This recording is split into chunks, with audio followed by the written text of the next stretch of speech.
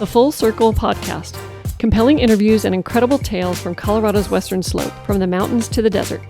Christi, Reece, and her team hear from the movers, shakers, and characters of the Grand Valley and surrounding mountain towns that make the western slope the place we all love. You'll learn, you'll laugh, you'll love with The Full Circle. Hello, everyone, and welcome back to the Full Circle Podcast. I'm your host, Christi Reece, and I am excited and honored today to welcome our guest, Mr. John Sheehan, who is the CEO of MindSprings Health. Welcome, John. Thank you. Thanks for having me. Yeah, really excited to have you here because there's a lot to talk about in the mental health arena. Shiera, who works at MindSprings, had contacted us about talking to you during Mental Health Awareness Month in November, and we couldn't quite make that happen. But I kind of want to start off with that because I think that it's really important to have some awareness in the community about the services that are available to people and what MindSprings does. So can you start there? Sure. MindSprings is what I would call a legacy organization. It's a 50-year-old nonprofit. It's been around since a lot of the old community mental health centers formed, really as a result of some actions that the Kennedy administration took. So it goes that far back. It's a really diverse nonprofit in that we have a large geography that we serve. We serve the entire western slope of Colorado, some 23,000 square miles. That's amazing. It's a lot of square miles. There aren't a lot of people in some of those square miles, but yes. But we do have a lot of responsibility, and we have a lot of responsibility to deliver care in a rural setting, which is a lot harder than doing it in an urban setting, and so that creates some challenges and. Some of those challenges I inherited coming in, and some of them we don't see as challenges, we see as real opportunities. So. But the basis of the company that serves all these communities began here in Grand Junction? 50 years ago, yes. Okay. And I believe it was Colorado West was the name of the company prior to being DBA'd as MindSprings. So it's got a long history.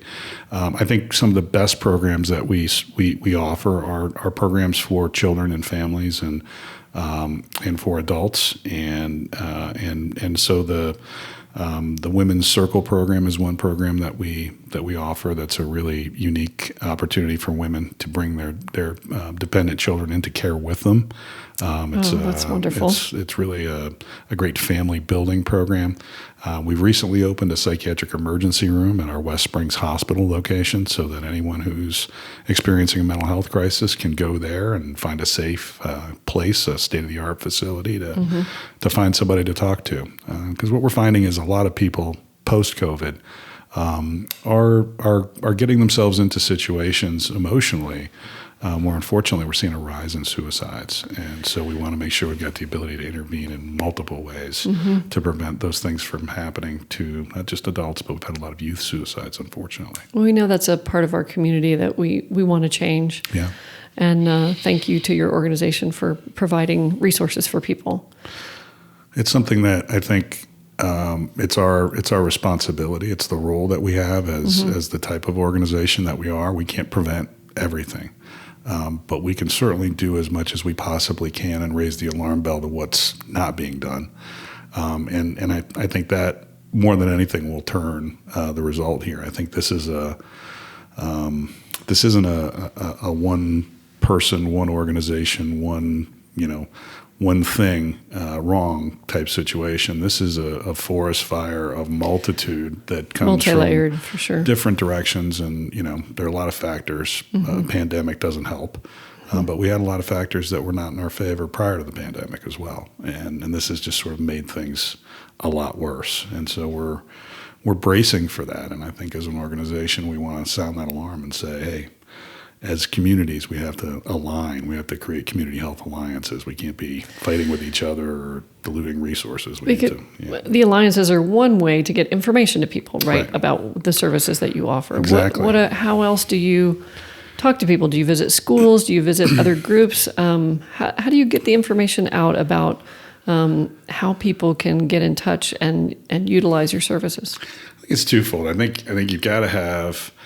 I mentioned the idea of a community health alliance. So what that means is that it's different here in Grand Junction, Mesa County, than it would be, say, in Glenwood Springs or in Pitkin County or in Aspen, right? So we've got different resources, different issues, different politics that we've got to work through.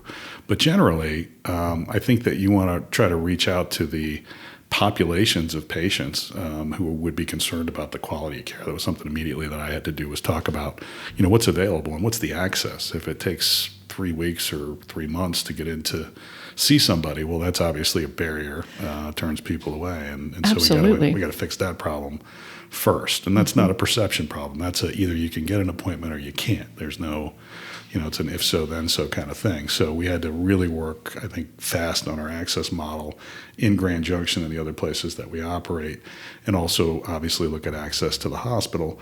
But then you start to engage the larger community to say, what are we seeing in terms of need in the schools? What are we seeing in terms of need in, employers? I hear more from employers than any other group. Really? In that their current insurance benefit does not offer adequate coverage for their members, because basically nobody will take the rates that they're offering through those plans for private insurance. And that's another alarming piece is, you have people who are working with jobs with private insurance who are not, primarily the Medicaid population that we serve, who also don't have access to quality care. And that's very concerning, up and down the tiers of care. So.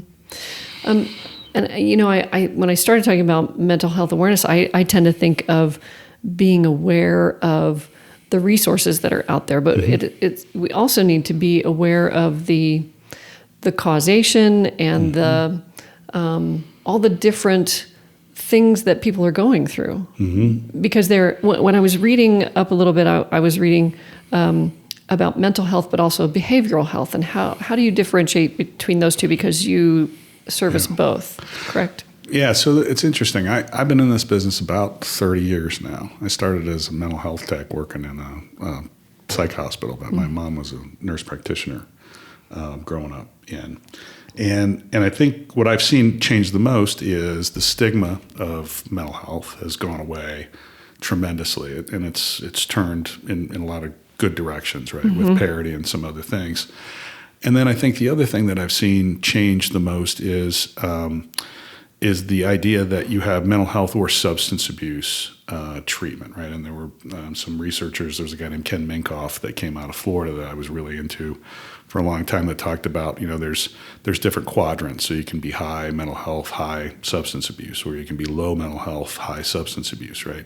But the idea was that it was likely that if you had a substance abuse or a mental health disorder, one or the other would be present. And that idea has sort of moved into the scientific world, and Samson, I think, estimates that it's higher than 90% likely that if you're suffering from a mental health disorder or you're diagnosed with a substance abuse disorder, that there may be one or the other present, right? So it's a both and, no wrong door approach. And that's where we got the term behavioral health. It's sort of that blending of the two disciples, so that we've got, or disciplines, so that we've got a good unified approach to the clinical care. And to give you an example, we have a psychiatric emergency room that we just opened at West Springs Hospital. And West Springs Hospital has 48 inpatient psychiatric beds. We have 16 beds for children. We have some of the best psychiatrists in the country seeing patients there. We do a lot of telework, but we have a lot of great care being delivered there.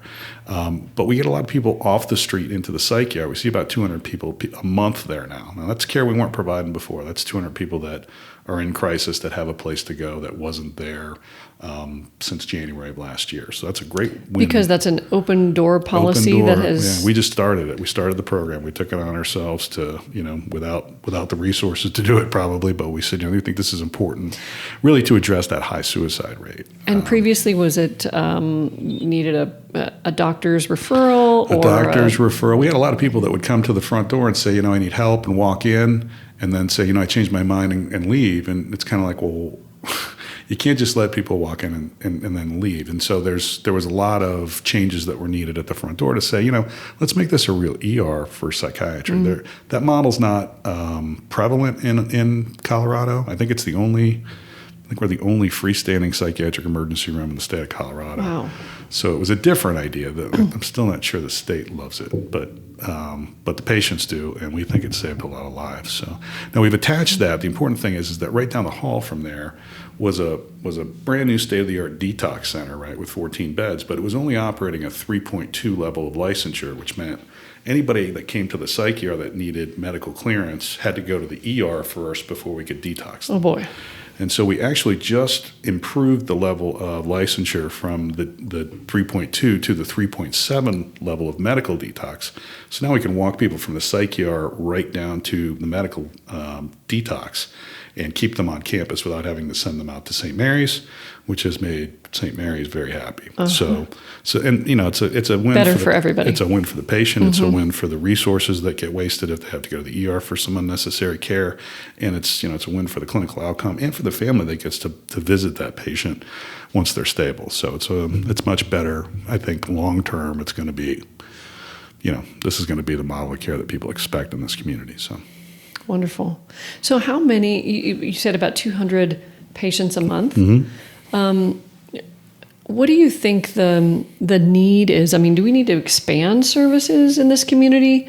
Do we have more need than service, or are you at capacity, or? Well, we're not at capacity, which is mystifying to me. My board of directors, people kind of know the history of, there were articles being written when I was, coming in.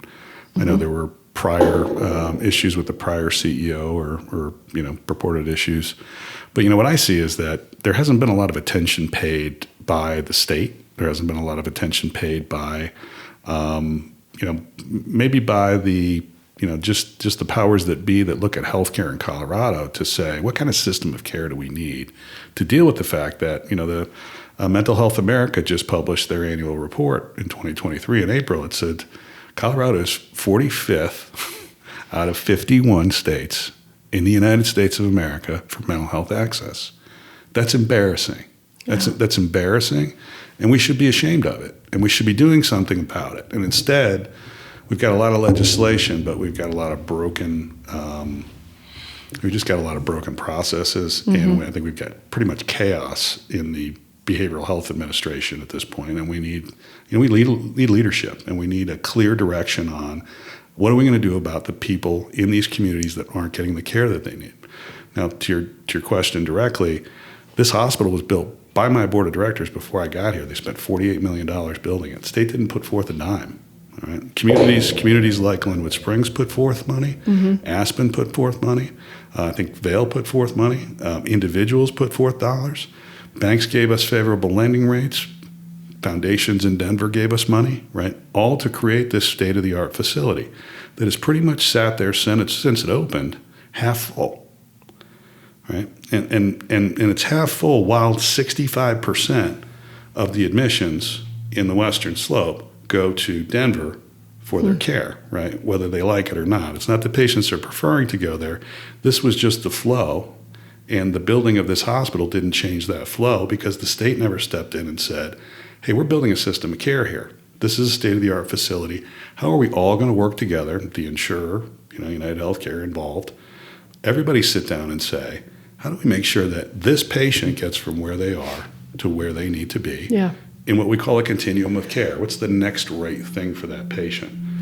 There doesn't seem to be a clear answer on that, and that's what we're trying to address now. Continuum of care is challenging in all aspects of healthcare, I would guess, but particularly so in this situation. And how does telemedicine and telehealth play a role in what you're doing now, and are you expanding that? Because you do work in a lot of rural areas. Yeah, so I think one of the reasons that I was selected for this role is when I was in Ohio, my first CEO job was as CEO for an agency in Ohio where we actually hung a for-profit telehealth company off of a 100-year-old nonprofit. And this was before COVID, so this was actually before all of the rules changed, so it was a little harder actually to deliver the care. But we found that with this health home that we had the largest for children in the country, that we were able to deliver care much more efficiently and effectively. And then when COVID did hit, we actually sent out 4,000 iPads to these kids, and found out we could observe them in their home environment. And that was even better in terms of a treatment outcome. So there was a lot of good that came out of that. I see the same technology being applied here. As I mentioned, the hospital right now, which is, it's struggling financially because it's not being utilized to its fullest potential. And these, articles haven't helped in all the history of it, but it is a state-of-the-art place. And we've got now, we're working with Intermountain Health, which is famous for its, innovation in tele. And we've got some of the best psychiatrists, best doctors, best therapists in the world working right here in Grand Junction. And it's fully staffed for 40 patients. It's got a capacity of 48. And it's really running around 26 when we know there's hundreds of admissions going to Denver that don't need to. And so we're working hard to try to work that out with the state and say, let's work together and make this place a gem so that people don't have to go hundreds of miles away from their home to get the care they need. Yeah. So there's a historical flow issue. And you mentioned stigma earlier, and I think it has improved greatly, and I think it will continue to improve. That the stigma will diminish, and I think a lot of that has to do with the young kids realizing that it's okay to say they're having mental health issues. I mean, it's really prevalent, right? I talk to my kids about it all the time, and they're not afraid to talk about it. But there is still some stigma, right? Does that keep people out of facility? I think there is some stigma. I think, it's hard to say how it's changed, but it's less outright, and it's kids talk about it more online, but it's also been used in bullying more, right? And so it can be twisted a little more. And then there's also that fear that somebody's going to get some misinformation, even if they're seeking help, that they're seeking help and they're getting to the right place, particularly kids, particularly vulnerable kids, right? That they're getting the right information, that they're getting to the right group that they want to talk to, not a group of kids that are going to twist what they say or bully them with what they say. And that I think has happened, and I think it happens more prevalently than we think, nor that it should. So, what do you want our community to know about your services, and if they know somebody that's in need, how do they go about contacting? I mean, I love this idea of an open door policy, but is there misinformation, or is there a lack of information to the general public? So do they know how to access things? So mindsprings.org is the easiest way to access our care, and it'll give you a couple options to do that. You can do it through the portal when you land, or you can do it through the phone number where you land. I think the difference you'll see between the old Mind Springs and the Mind Springs of today is that you can get an appointment tomorrow to see a therapist or to see a psychiatrist. And from the point of which I walked in August, I think it was about 3 months for an initial appointment. So we've been able to make real progress on access in Grand Junction, and we're working on the other areas of the state that we serve to do the same. And as I mentioned, we're using tele, but we're also using a lot of great therapists that have been here for a really long time who have been doing great work for Mind Springs, throughout their career, and actually came here, trained here, and stayed here. And I'm really proud of that group as well. You mentioned that you came here in August of 22, nationwide search for a new CEO after some troubling things came to light with the organization. Can you talk a little bit about the challenges that you faced in turning things around at Mind Springs? Sure. I think, probably coming in, first of all, the reason that I took the job is a dear friend of mine that I've known for a long time who, came to me and said, I really think that this place is uniquely needing something you can bring to it, right? And I, I've been doing this a while. I don't have a big ego. It's kind of you kind of know what you're good at, right? And I've done quite a few turnarounds, and I've done quite a few, things like when I was very young at Baycare Health System, I got handed a bunch of behavioral health stuff for 11 hospitals, and we turned that into a continuum of care, into a service line that's still there. And so I'm proud of that work, and it's something I do well. And so, looking at Mind Springs, it was pretty evident that there were a lot of issues, but most significantly that there was not a lot of structure and not a lot of planning and not a lot of utilization of what I thought was the organization's greatest strength. One, it had state-of-the-art facilities, and two, it had some of the best clinical people I'd ever met. So it's great to hear. So that was why I came, right? It was those three factors, right? Somebody I knew really well who had spent some time out here and kind of believed in the vision. Then I met the people, and then I met the board. I met some of the board members. We've got a really eclectic board. We have some people that are Grand Junction legends. We've got the sheriff of Mesa County, and we've got some young, really go-getter type folks from the Aspen and Glenwood areas, and we've got just got a really eclectic board, and I've really enjoyed sort of sitting in the room with all of these different opinions and these different backgrounds, all united in one thought, which is we want to improve mental health care, and not just double down on what we've been doing, but like create something that isn't, which is very energizing for a new CEO to come into and really feel like he's got a lot of support from not just the board members themselves, but from the community at large. So, and you felt like, obviously you want to focus on patient care, but your first task was to get in and get things straight in the organization. Yes. Did you have a timeline goal for getting certain things in place? I know as a business owner, we try to set deadlines and by who and by when. But gosh, that had to be really challenging to think about having to do that while your main focus needs to be patient care. Yeah, I think what was clear from the beginning was we had a state audit. We had just had a tri-agency audit. I had an initial meeting with HICPUF and their director Kim Bimfester, and I had a meeting with the folks from Rocky Mountain Health Plan or United Healthcare, and they, everyone voiced their concern. Obviously, every public official in Grand Junction, especially Janet Rowland, voiced their concern. So my real question was, what was here that could be improved dramatically, right? So if there was something here, but there were, there was a lot of talk about the former CEO, or the way you approach that is you kind of come in, you try to see who's qualified to do what and where.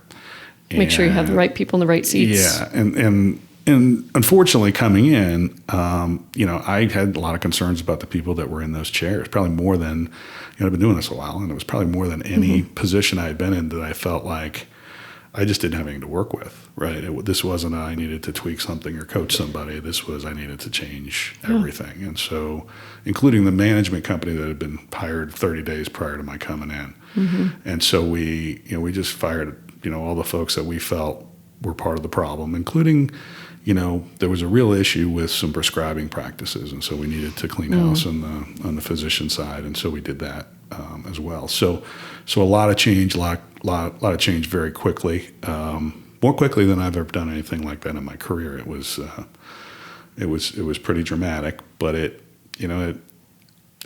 got everybody's attention. Yes. And it opened the door to hiring the best team I've had in my career. I've got a group of wonderful people working now as the senior leadership team at MindSprings who get up every day just thinking of different ways to provide more care. And we call it care to the community. We want to be maniacal about taking what we get and turning it into, how do we help more people in the areas that we're responsible for. One of the quotes that I read that I really liked, again, as a business owner, it really resonated with me was compliance doesn't mean quality. No. Like you have to be compliant, but you got to do so much more than that. Right. And sometimes even, compliance can be problematic when it comes to quality, right? And so there are, that doesn't happen all the time, but I think there needs to be a constant conversation about the business that we're in, the fact that some people view it as a pseudoscience, and it's our job to change that perception, right? Yeah. We're obviously a part of healthcare. We're now the biggest cost in healthcare, which is why everybody's paying so much attention to us. Now, I'd love to believe that everyone woke up one day and said, "Wow, behavioral health's a huge issue. Let's all start talking about it." But it does have a cost aspect to it, and It's now the largest cost. It is in healthcare. In healthcare and chronic disease. And so we jump to hearts and cancer and all of that. And so if you look at taking, let's say your Rocky Mountain Health Plan, your Medicaid plan, and you take first dollar risk on Medicaid for this region, you better have an answer for behavioral health, right? To either treat it in a way that's going to improve outcomes that are going to produce real savings, or somehow figure out how not to pay for it. Right, and I think we're in the transition. I think we're in the transition phase between the old model of let's figure out a way not to pay for it, and we're just going to have to pay for it, and let's figure out what the best models of care are together so that we are balancing service outcome and cost. Right, but that's got to be both of us having a conversation about the care model versus we're not paying for it. Right, and that I think those days are gone. I'm not sure the insurance companies have gotten the memo yet, but not paying for it, I don't think, is the answer you can give anymore. No, definitely not. I think more and more people see it as integrated. I mean, at least on the consumer side, I think those of us that are not in healthcare think absolutely it's a part of your overall health. Right. And I think the pandemic showed that to a lot of us. We have to really pay attention to our mental health. Right. And if you have a commercial benefit, I mean, think about it, if you have commercial insurance, you have a good job, but nobody in town will take your insurance because your insurance company doesn't pay enough for the benefit, right? Like, yeah. And you're an employer, and you know now that mental health is such a huge factor to your business being successful. These are the things that, that I think about at night. I don't know if anybody else does, but these are the things. Well, thank you for thinking about it at night. Yeah. Sure. It sounds like the Grand Junction or the regional situation that you've got is pretty unique to the country. Are there other models that you're following that have been successful and something similar? I've done this before. So when I was in Tampa Bay, I mentioned I worked for Baker Health System. We had a psych ER at every site where we had pretty much every site where we had a psych facility or we had inpatient beds. And so I know that model works. I also know that we integrated a community mental health center, the largest community mental health center in the state of Florida, into that model, and that helped because you could bring these really skilled case managers who did nothing but place people in the community and keep them there. You could bring them into the hospital and help the discharge plan for these patients, and that was a better continuum, right? I know that detox needs to be a component of care to any stabilization of a patient. And I know that patients get well long-term through habilitation and through long-term rehabilitation. And we don't have half of that continuum built out yet here. So it's taking someone from where they are, which is probably the worst day in their life, them and their family, and getting them from there to where they want to be and beneficial wellness, right? And what are the things that you have to do in between consistently? Those are the things you have to build. Those are the things that are missing. That's a gap, right? And we haven't done much of that here, and we need to do more. So do you and your board, have you built a long-range plan for the things that you want to institute next? What does that look like? We've done a 3-year strategic plan. So, years 1 through 3 are basically save the place, right? So we're about a year and a half into that. We're still, there's this place is still on the edge. This hospital's been losing money for 5 years. In my view, though, this board has really been holding open an access point for the state of Colorado. Despite a lot of financial hardship, and there was a lot of there was a lot of activity around compliance. But I don't know as much credit has been given to what this board has done to build these facilities and to keep them open. So I would just point that out. But I think the number one thing is to put out the fires and to make sure that people begin to trust us again. My job has really been to go around and give my word to public officials and keep that word, right? And so when I said to public officials we were going to fix the access to care problem, well, that perception, which was real, is gone away. When I said we're going to stop prescribing benzodiazepines to patients that don't need them, we've done that, right? When I said we were going to improve the access model for the hospital, well, we've got a group of 11 hospitals meeting tomorrow for the first time to begin a Six Sigma project to discuss the best way to get a patient into West Springs Hospital, right? Because we're the nearest receiving facility to all 11 of those hospitals. We should be the hub, right? I wish the state of Colorado would come out and say, this is the hub, let's all work together and get it done. But if they're not going to do it, we will. And we're going to try and figure out a way to get this community the services that it needs. This community and surrounding communities, right? We're talking thousands how many miles. counties? This is about serve? 11. We serve 20 counties, so it's a lot. That is a lot. Through the transition to your new leadership, did the board of directors have a lot of changeover as well? The board did have a lot of changeover, and I think a lot of that was due to some of the compliance activity, some of the concerns about transparency, and some of the board held over, and some was changed over. So I'm not privy to all of that. I was around for some of it. I did participate in the plan of correction. So a lot of what I've been doing for the last year and a half is just kind of taking that tri-agency audit and going down the list and fixing everything on the list, right? And so we're about to look at a new electronic health record, which will solve some of these documentation issues which were so prevalent in a lot of that conversation. But it's really just been, this is the list of things that need to be fixed, and I think that's going to be something we're doing for a while. Yeah, it's a big job. Does that make sense? It does, yes. I want to circle back a little bit more personal about you. I was reading that your education was in accounting and finance and business, and then English and creative writing. Right. Yeah.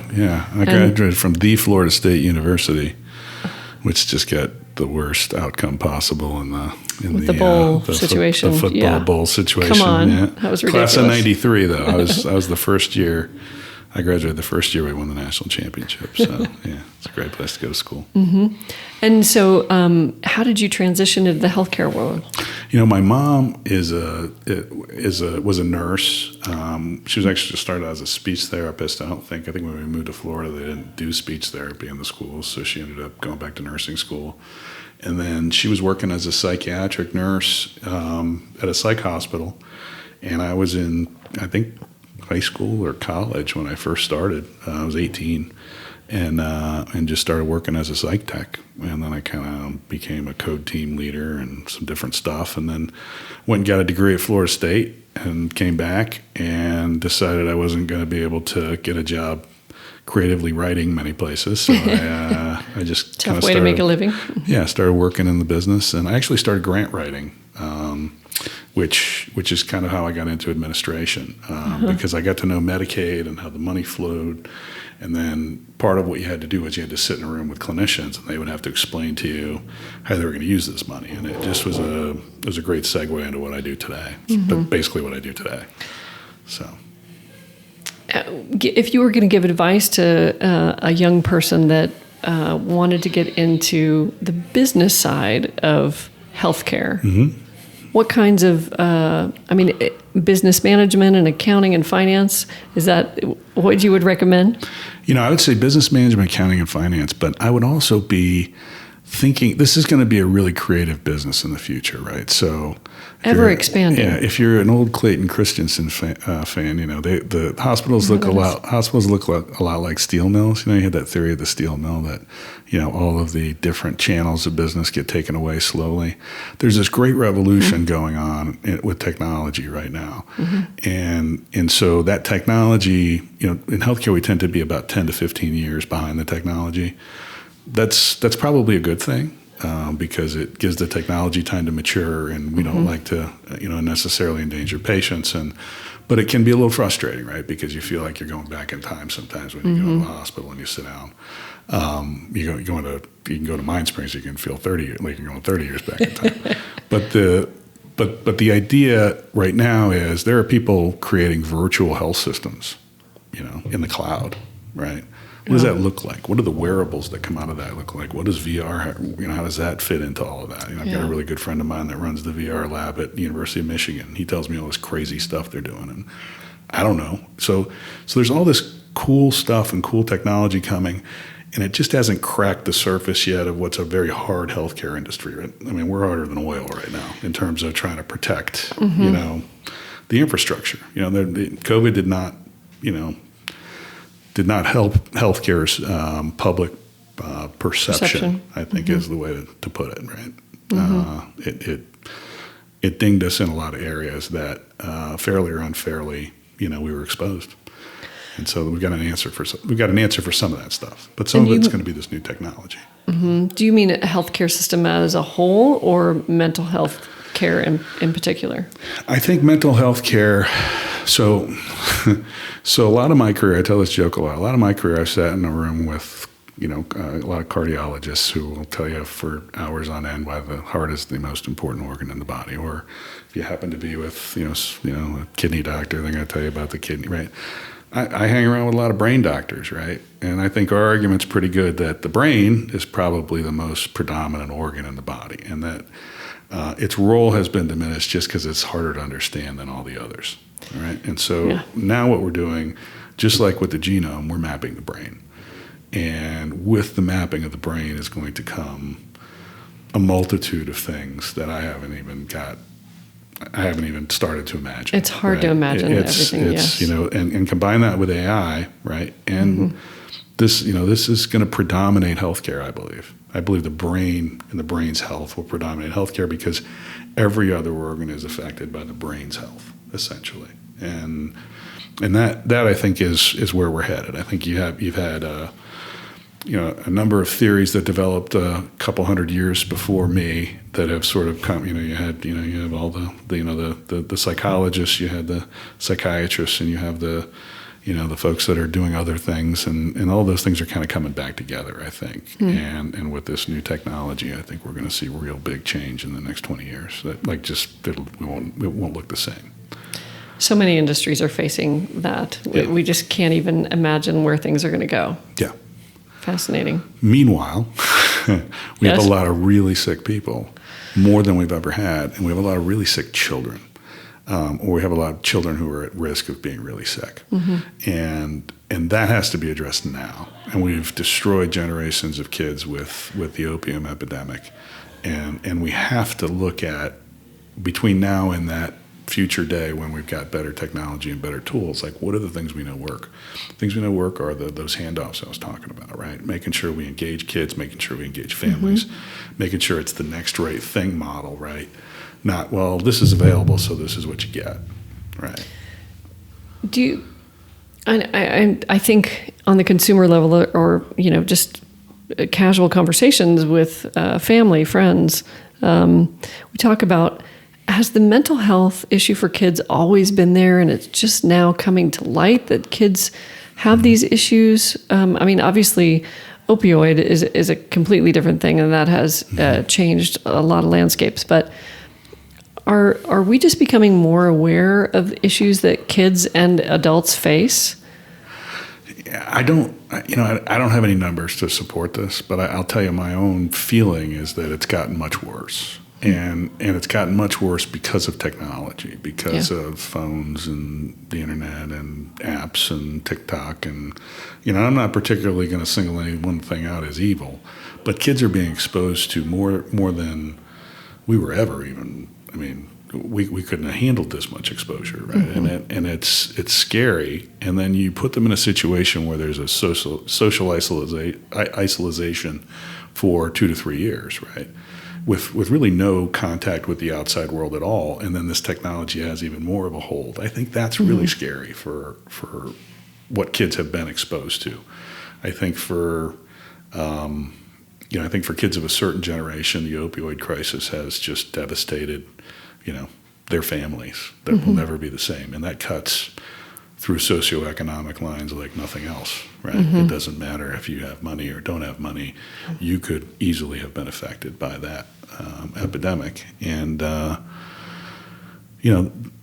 we've lost a generation of kids as a result of that, right? We did that to ourselves. I was in the hospitals, saying, what's your pain level, right? I can't have any pain, right? We got to give you something for the pain. And we hooked the whole generation. Oh, yeah.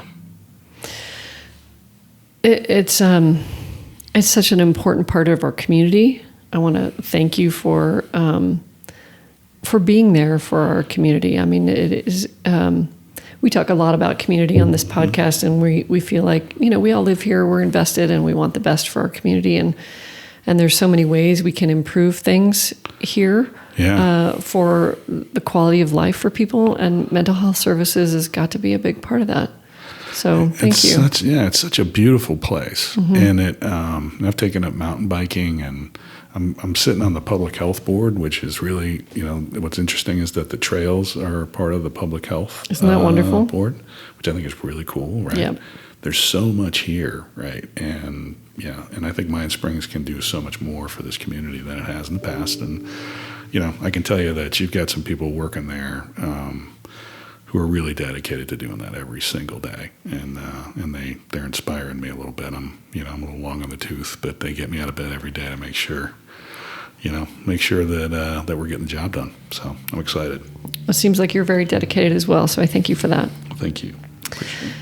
In closing, is there anything that you would like to share about Mind Springs or, services that are offered and how to get in touch? Or, I know we talked about it a little bit, but I just want to give you one more opportunity to share with our listeners and our viewers, if somebody's struggling. Yeah. If you're struggling, get help, right? If you're out there and you're using drugs, fentanyl's a real thing. Don't risk it. Go get some help. All right, we've got medication-assisted treatment through our detox. If you're in a mental health crisis, you can go right to our psych ER right on our campus. Go to our mindsprings.org, and you can book an appointment tomorrow to see a psychiatrist or a therapist, or we can hook you up with case management. We can even help find you a place to live. So whatever Just the issue is, find help. And if you can't find help with us, 211 is always available to you. If it's that serious, 911 is always available to you, right? If it's a matter of life or death, it's a matter of life or death. All right, but if you're in that state where you're thinking about hurting yourself, or you're thinking about hurting somebody else, you need to get help immediately. Immediately. Yes. Don't wait. It won't go away. Yeah. Thank you very much, John. Appreciate you being here today. And again, mindsprings.org. Mindsprings.org is the website. Yeah, why don't we get this absolutely right so that I know. So we want to make sure we share the website again. That is mindspringshealth.org, or a lot of phone numbers you can call if you need help. So right, www.mindspringshealth.org. If you go to the website, it's got all the numbers, all the locations, and then you can go right to our psych ER if you need help. Okay. So. Thank you, John. Thanks for your hard work. And thank you to your organization for providing mental health services in our community. Thanks for letting me talk about it. Absolutely. Appreciate it. This was great. Thanks to our guest today. And please reach out if you're having struggles or problems. This is a really serious issue, and we definitely want to make Grand Junction a better, safer place to live. So thanks for this conversation today, and we'll see you next time on the Full Circle podcast. Thanks for listening. This is Christi Reece signing out from the Full Circle podcast.